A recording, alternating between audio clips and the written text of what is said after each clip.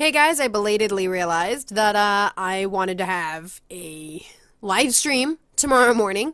So that's a thing. So everybody, tomorrow morning there's going to be a live stream. This is supposed to be my Saturday video. So if today is Saturday, Sunday there is a live stream. There you go. Sunday. What's the date on Sunday? It's the 1st. February 1st. We're going to have a live stream. Oh, Jesus. We're going to have a live stream. So February 1st, live stream. If you haven't seen an update that I'm supposed to release, like, nowish on Friday. Sunday, February 1st, live stream at... Oh, that was a tract. That was beautiful. At ew. 10 a.m. Pacific Standard? Why do I always forget my time zone? Damn it. Okay, hang on. Time zone. Pacific time zone. There you go. It's close. UTC. There you go. Okay, so Pacific time zone, 10 a.m. Sunday, February 1st. Be there or be potato. There you go. Now for the rest of the video. I'll see you guys tomorrow. Bye. Hi guys. So I was going to start a new series, I guess. Where I talk about books that I really like to read, because I know you guys know this at this point, but I was like, I used to be a super bookworm. I mean, like, okay, my mom likes to tell this story of when I was a kid, and I wore my glasses for this too. It's actually because I was already wearing my glasses. I found them. Yay, I'm not blind. I'm nearsighted, so like I don't need them usually for computer screens, but like when I'm out and about, I'm usually like, what does that say? This isn't even the proper prescription, but prescriptions are expensive, so I'm just gonna keep using these. Anyways, that is not important. That's not what the series is about. The series is not about my glasses. The series is actually about books. So I was going to start a series where I talk about a book of the week or something.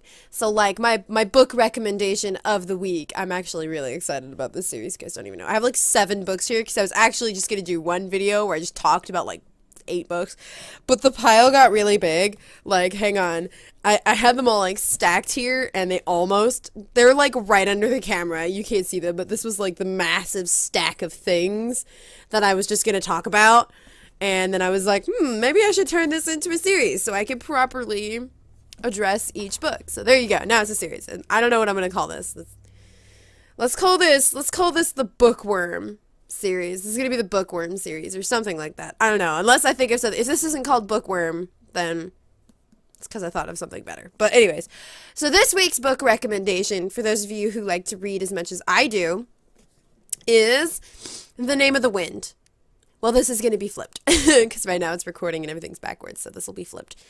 Which means, by the way, I should point this out. If I ever flip a recording and I'm like, this is my right hand, and it looks like it should be my left hand, it's because I swapped the video. It is my right hand, but if it's like a mirror, that's because I mirrored the video. So if I'm like, this is my right hand, and you're like, that should be your left hand, it's because I mirrored it, okay? I'm not sitting here going, this is my right hand, and it's actually my left hand.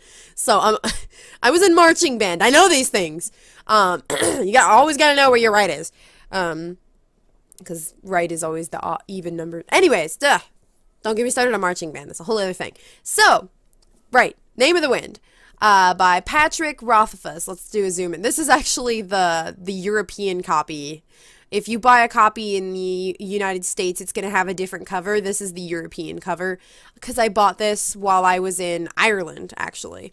Along with, and I'm horrified to say this, but I bought this along with 50 Shades of Grey because I got cornered into getting the book and reading it. So I actually bought 2 books, and they had the same copy as the American, or the same cover as the American copies. But I bought the first 2, and then I had the third one on my Kindle, and they were so awful I donated them to another person on the trip. So I didn't even finish the third one. It was on a dare, not really a dare, but I felt like I was cornered. Anyways, this is unnecessary. We're talking about a different book here. Darkovika, Queen of Tangents. That's what I am. Right, so here's the book, Name of the Wind. And so the official... okay, so the official back, the summary of the story, I'm going to read this because it's actually a quote.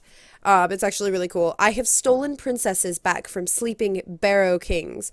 I burned down the town of Trebon. I have spent the night with Felurian and left with both my sanity and my life. I was expelled from the university at a younger age than most people are allowed in. I tread paths by moonlight that others fear to speak of during the day. I have talked to gods, loved women, and written songs that make the minstrels weep. My name is Kavoth. You may have heard of me. So this is an absolutely amazing story.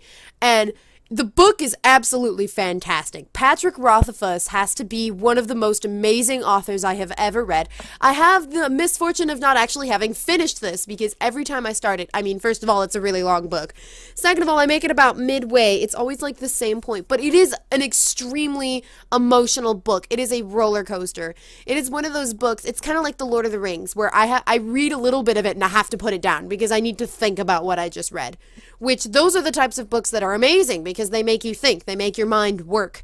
Instead of like 50 Shades of Grey where you can literally read it in a single sitting if you aren't busy barfing it into a wastebasket. And for people who are like, 50 Shades of Grey is popular for a reason.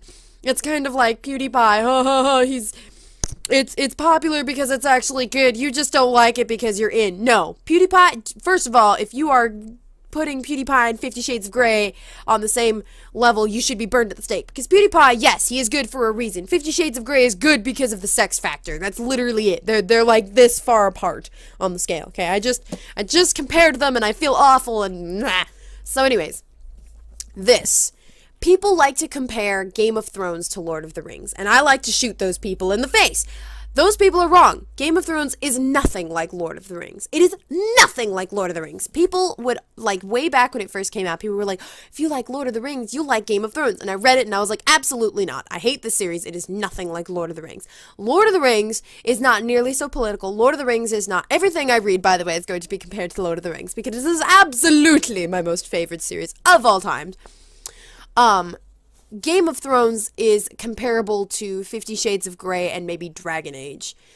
That's it. Like, it is a mix between the two. 50 Shades of Grey and Dragon Age. Because Dragon Age is super political. 50 Shades of Grey is super sexual. Game of Thrones has sexual and political, and that's really it. And medieval times. This is comparable to Lord of the Rings on a more modern scale. It's written like a modern author, but has the style of Tolkien, the level of Tolkien. It has, for those of you who haven't read Lord of the Rings, basically, it is not forcibly political. There is a medieval factor, but it is on a scale of which the universe is extremely believable. It is not overly pessimistic and bitter. It is not like trying to take a real world setting and just making everyone the most whiny, despicable person ever. Not everyone is super flawed, and characters who are flawed rock their flaws.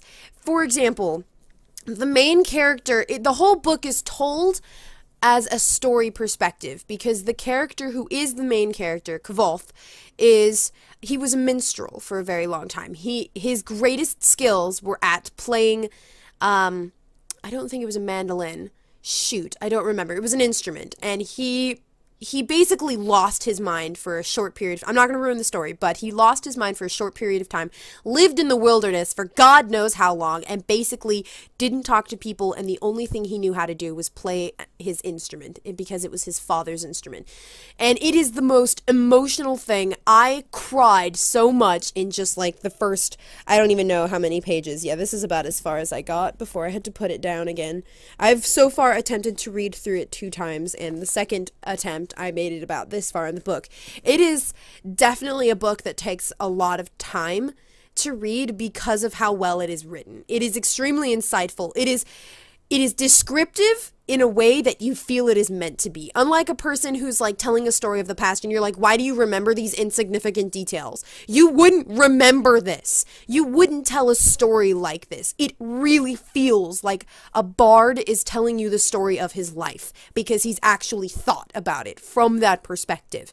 It is a man who has been risen to godlike status because of just the things that he's accomplished, and you feel like you're finally getting this inside look into what actually happened in his life. I think the first book is the entirety of his life. The second book takes it from a present day and age perspective. But it is absolutely amazing. I 100% recommend it. It is on par with Lord of the Rings, and sometimes I actually think it's easier, not easier to read.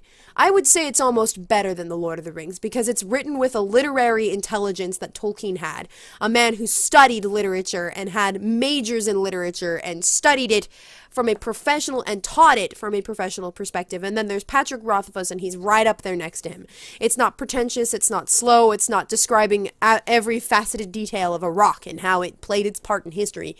It is moving with momentum. Every single part of it feels just as important as the next part. Your attention is not wandering, and that's what makes it such a slow read, is because you're really sitting there trying to understand every single facet of what's happening in his story, because nothing that isn't important is told.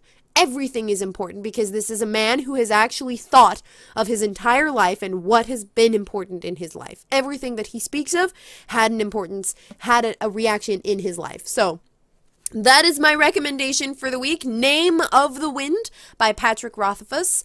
It's basically, I'm going to work very hard not to do any spoilers. It's amazing. It is such an amazing book, and I highly recommend it for those of you who haven't read it. There will be many, many books to come. My bookshelf is chock full of books. I can absolutely tell you that. Lord of the Rings will probably never be featured on the week of the read, or the read of the week, because if you haven't read it, there's something wrong with you. But anyways, a lot of things are going to be compared to Lord of the Rings. I'm just going to put that out there. And probably 50. I'm going to be comparing things to books that are extremely popular. So Twilight will be a comparable thing. 50 Shades of Grey. I'm going to be using comparisons to things that people find popular, even if I hate them. So like 50 Shades of Grey, Twilight, why I think those things are awful and why I think these are better. So there you go. It's going to be a lot of Wonderland books too. And there will be some books that I recommend that I no longer have copies of because I lent them and I don't see those people anymore. So anyways, they have my copies. I'm sad. So I will see you guys in the next video. I hope you enjoyed this vlog. I did. It was super fun. So here we go. Here's the first vlog for vlog weekend. Now I'm going to go record another one. Also, there's a lot of editing going on right now. You just don't even know. Anyways, I will see you guys later and bye. Everybody say goodbye to Sherbert. That's what we need to do. Everybody say bye, Sherbert. Bye, Sherbert. Bye, guys. I'm really excited about these books. And I will see you next time.